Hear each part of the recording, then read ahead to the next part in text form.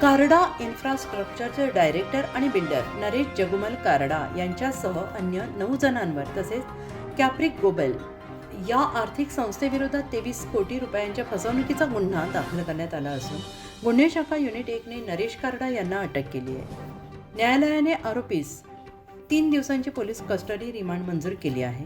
सन 2019 मध्ये देवळाली कॅम्प संसारी काम परिसरात हरिनिकेतन फेज 2 या नावाने कारडा इन्फ्रास्ट्रक्चरने 5 इमारतींचे बांधकाम केले. फ्लॅट धारक आणि बिल्डरला पूर्ण पेमेंट करून ताबा देखील घेतला होता. मात्र बिल्डरने या फ्लॅटचे खरेदी खत देण्यास टाळाटाळ केली आणि स्वतःकडेच मालकी हक्क असल्याचा भास निर्माण केला. त्यानंतर नरेश कारडा यांनी कॅप्रिक ग्लोबल या वित्तीय संस्थेशी संगनमत करून संबंधित इमारती बेकायदेशीरपणे गहाण ठेवून तब्बल 23 कोटींचे कर्ज घेतल्याचे उघड झाले.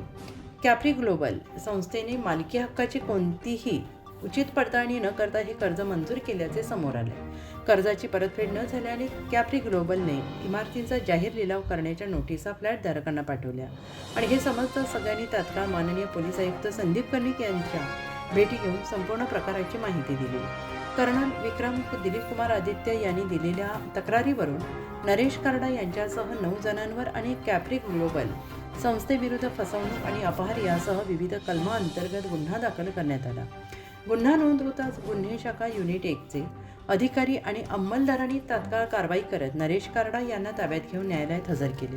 न्यायालयाने 3 दिवसांची पोलीस कोठडी सुनावली आणि ही संपूर्ण कारवाई माननीय पोलीस आयुक्त श्री संदीप कर्णिक यांच्या आदेशान्वये माननीय पोलीस उपायुक्त गुन्हे किरण कुमार चव्हाण, सहाय्यक पोलीस आयुक्त गुन्हे संदीप मिटके यांच्या मार्गदर्शनाखाली वरिष्ठ पोलीस निरीक्षक डॉक्टर अंचल मुदगल गुन्हे शाखा युनिट 1 च्या पथकाने केली. यामध्ये मोठी फसवणूक प्रकरणामुळे परिसरात मोठी खळबळ उडाली असून पुढील तपास गुन्हे शाखा युनिट 1 करत आहे.